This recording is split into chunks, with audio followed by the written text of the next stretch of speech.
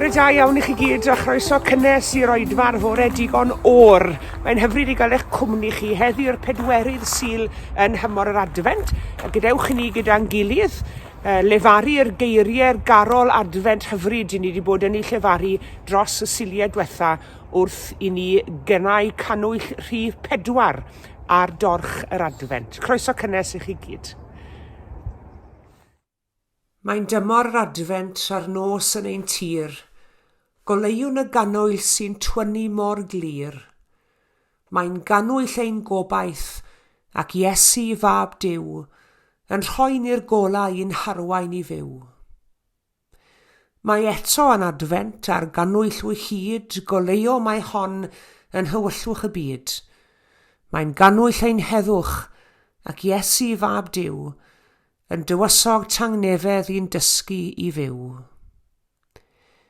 Mae gen i'r Iesu fel twf brig i nir, neu hael cynta'r gwanwyn rôl geiaf mor hir.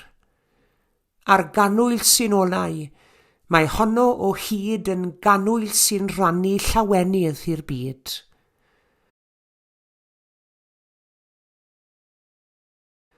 Mae'r ganwyll sy'n olau yn dweud ag un llais, nad ymladd y gelyn yw'r ateb i drais. Mae'n ganwyll trigaredd sy'n datgan o hyd. Mae cymod a chariad sy'n achub y byd.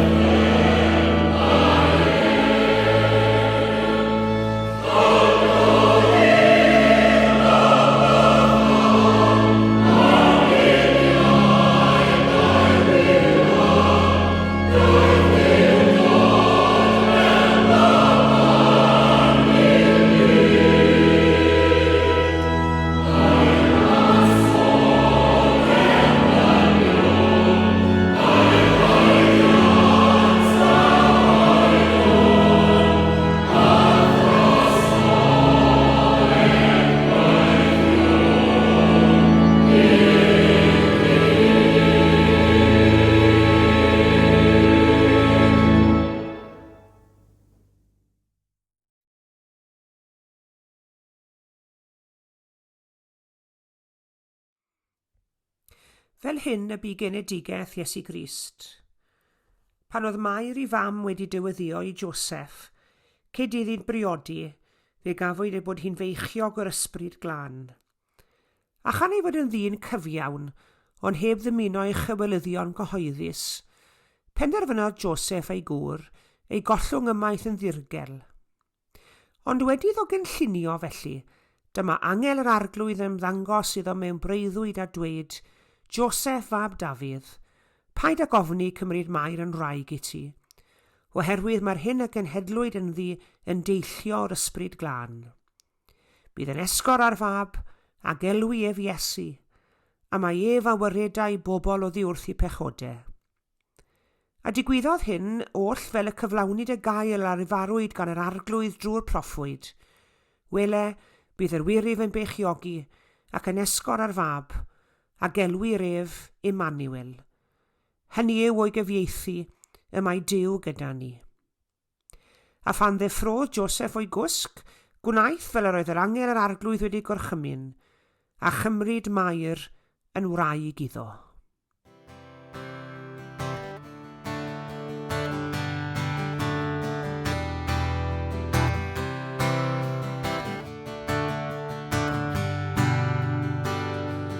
Ganwyd Iesu'n ddyddiau hero, ganwyd Iesu'n brenhineb, gwelwyd seren o'n y dwyrain, oedd yn orwain at o ef.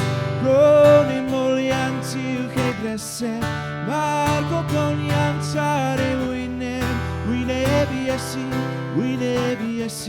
brenhineb.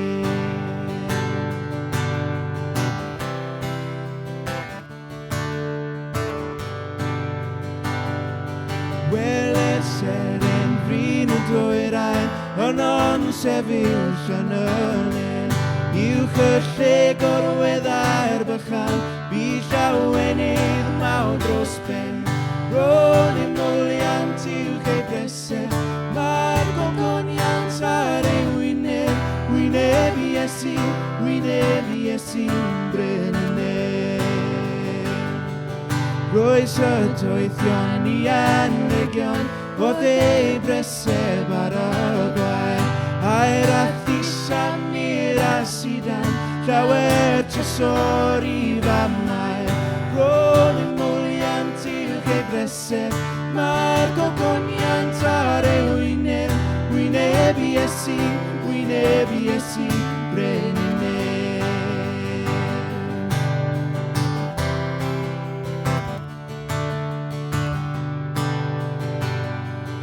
Dweud angolion gyda dynion, ef yw tryswr mwyau fi, a throrodion o'i brau'r ddeiar, Iesu Grist fy mrenhin ni.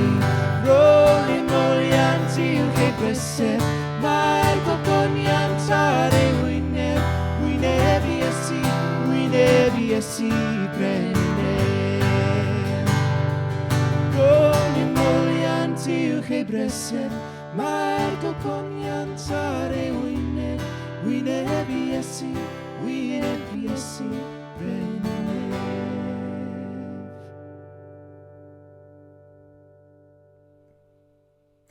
Ar yr adeg hon o'r flwyddyn, mae'n arferiad gyda ni i addurno'n cartrefi, ein siopau a'n mannau cyhoeddus eraill ar gyfer yr wyl.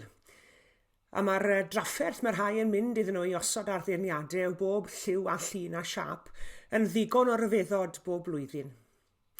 Ond yng nghanol fflachiadau'r goleuadau neon, y santas plastig a'r ceirw cardfwrdd, mae yna rai addurniadau sy'n fwy traddodiadol i naws.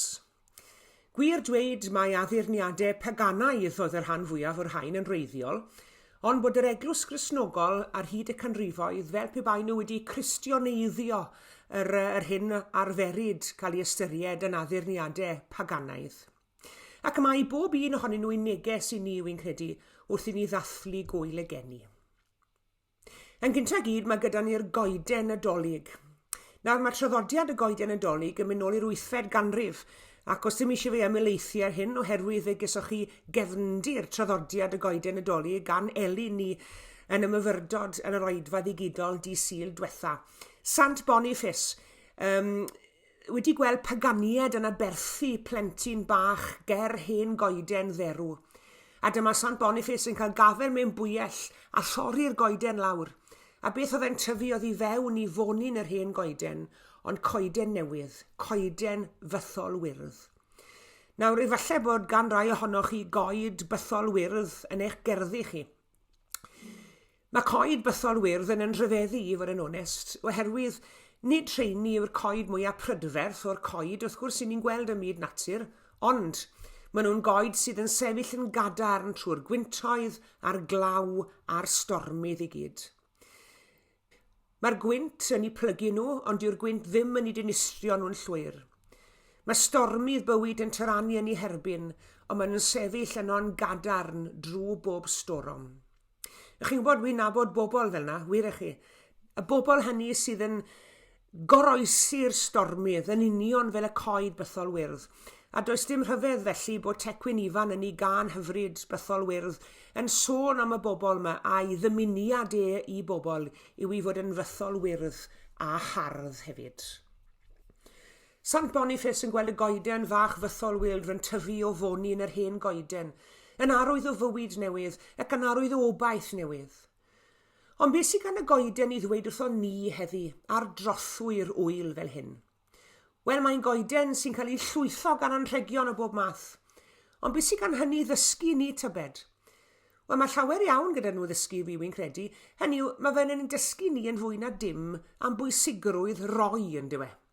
Mae gwefr mewn rhoi. Pan fydd rhai yn rhoi, bydd eraill yn derbyn. Fe ddywedodd Iesu Grist i bod i'n well o lawer roi na derbyn. Gall y weithred o addurno'r goeden ein dysgu ni o'r newydd i rannu'n cyfoeth, i rannu ein cariad, i roi, i rannu'n cymwyn ysgarwch, i rannu'n hamser, i rannu'n hegni ac i rannu'n profiadau. Yr act o roi.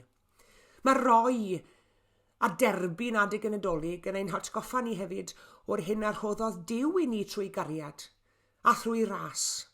Chi'n cofio geiriau Eseia, bachgen aned i ni, mab a roed i ni.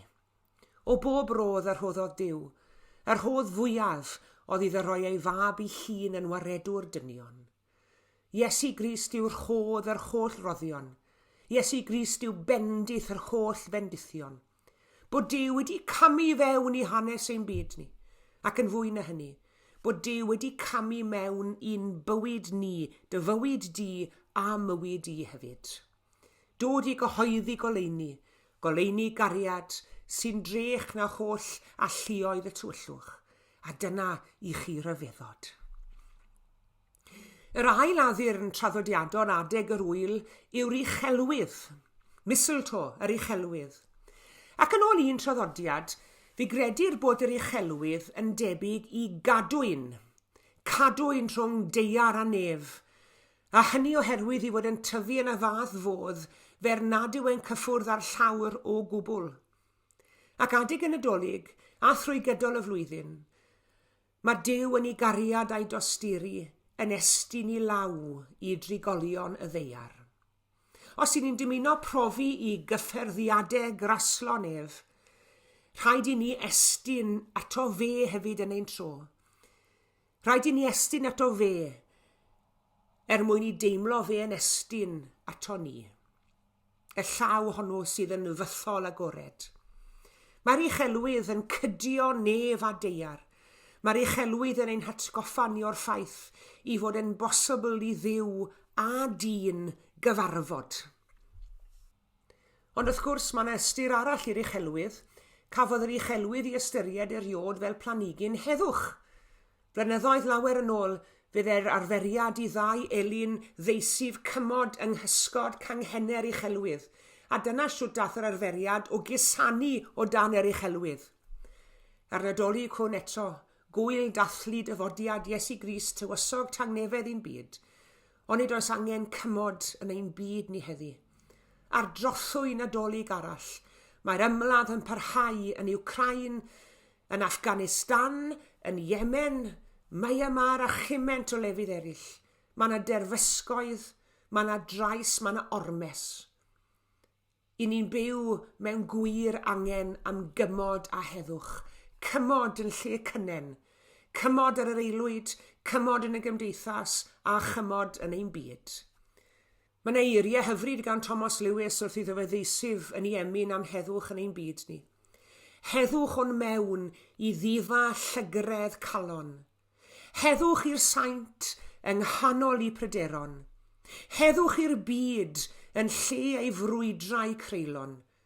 Heddwch y cymod. Ac yn olaf, fydd e'r Nadolig ddim yn Nadolig heb y celyn fythol wyrdd. Mae hwn wastod yr un peth. Dy beth yw'r tywydd, gres nag oerfel, mae hwn wastod yr un peth. Mor wahanol i ni yn dy fe. Cyfnewidiol ydy dynion, medde'r emynydd. Rhyw bobl ddi-dal chwit-chwat i ni'n gallu bod ar adegau. Fydd e bywyd pawb ohonon ni'n haws pe bydden ni'n fwy tebyg i ddail y gylynen. Wastod yr un peth. Ond hefyd, i ni'n gweld rhwng dail y gylynen yr eiron coch mae hefyd. A mae rhaid i ni ganmol y goeden gylynen, oherwydd mae hi'n ffrwytho yn y gaeaf. Pan fydd y coed eraill wedi cwpla ffrwytho am y tymor, a'r rhain edrych yn anobeithiol ac yn noeth, fe fydd hon yn ei gogoniant. Mewn gogoniant yn y gaeaf. Wel, fe allan ni ddweud i bod hi'n eiaf arno ni yng Nghymru heddi, mewn mwy nag un ystyr. Bydde di Dduw ein cynorthwyo i gael gafel yng nghyfrinach ei gylynen fel y byddwn yna hefyd yn medru dwy'n ffrwyth yng nghanol oerni difaterwch ein hoes ni. Ac wrth gwrs mae dail pigog y gylynen yn ein hatgoffa ni'n benna o'r goron ddrain y wisgodd yr arglwydd Iesu Grist adeg i groesoelio ar Galfaria, a'r eiron coch yn symbol o'r gwaed a rhedodd ein mwyn ni. Fedrwn ni fyth a gwahanu'r Nadolig oddi wrth y Pasg. Fe anwyd Iesu'n waredwr. Mi roedd cysgod y groes ar ei lwybr o'r foment y dath e'r byd. Ganwyd i chi heddi yn tref Dafydd waredwr hwn yw'r Meseia. Wrth i ni feddwl am Bren y Preseb, i ni'n meddwl hefyd am Bren y Groes. Wrth i ni gofio Fethlem, i ni'n cofio am Galfaria. Wrth i ni gofio am eni Iesu, ni'n cofio am ei farwolaeth, am ei aberth droson ni. Crist yn Nadolig yw Crist y Pasg. Crist yn Nadolig. Chymod, mae gas gen i weld pobl yn talfyru'r gair Christmas yn y Saesneg drwy ddefnyddio Xmas ac yn gadael Crist mas o'r Nadolig. Heb Grist does dim Nadolig. Ac nad oedd Iesu groeso yn y llety y Methlehem dros 20 canrif a mwy yn ôl, y mae'r wyl hon a'i holl addurniadau yn cynnig cyfle newydd i ni i roi llety i Iesu yn ein calonnau ni heddi. Amen.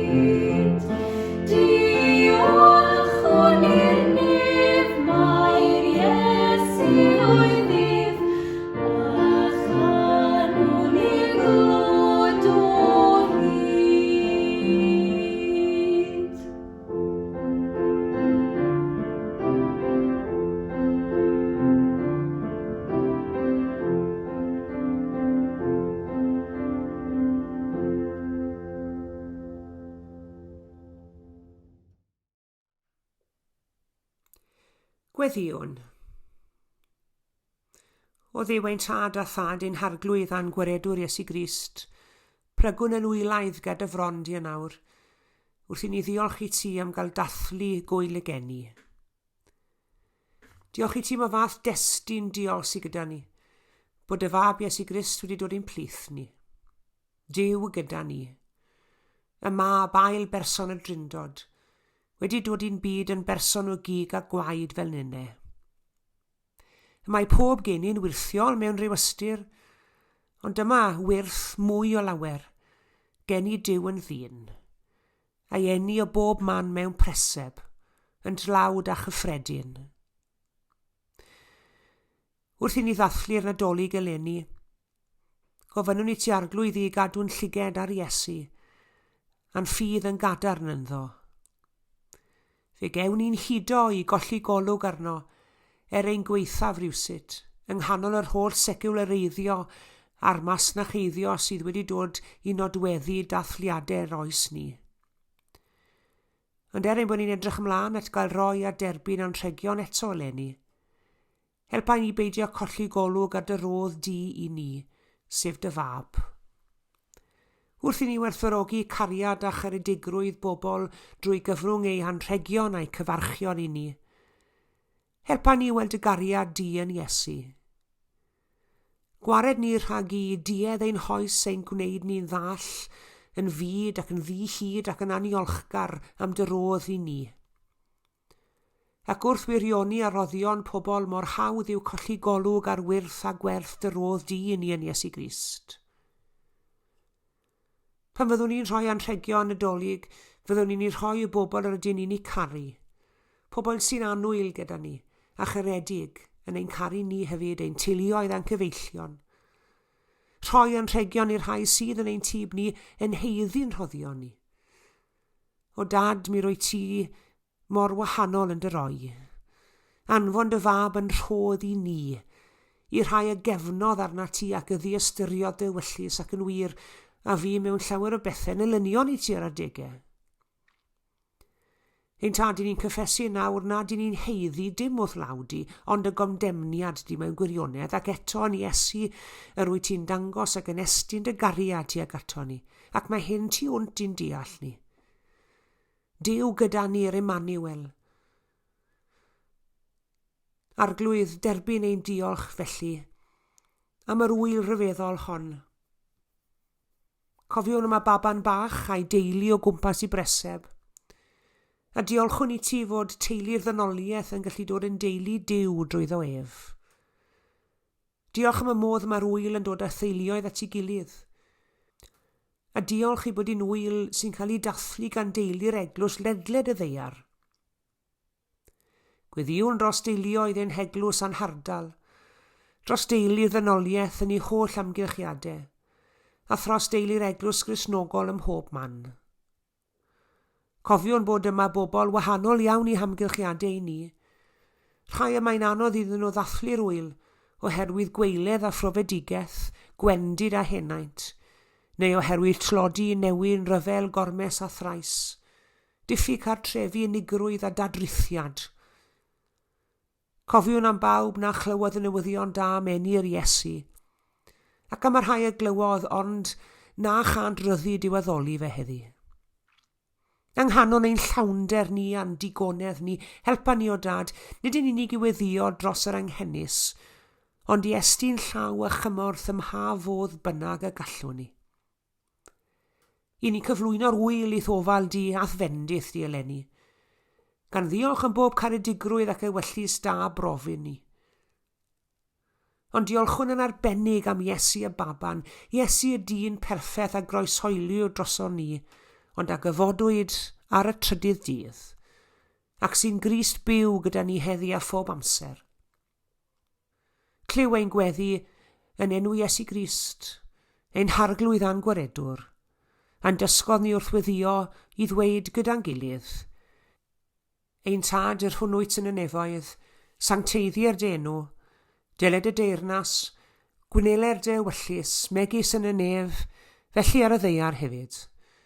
Dyro i ni heddiw ein bara beunyddiol, a madda i ni ein dyledion, fel y myddeiwn unna un dyledwyr, ac nac arwain ni brofedigaeth, eithir gwared ni rhag drwg, canis oedd o ti yw'r deyrnas, a'r nerth, a'r gogoniant, yn oes oesoedd. Amen.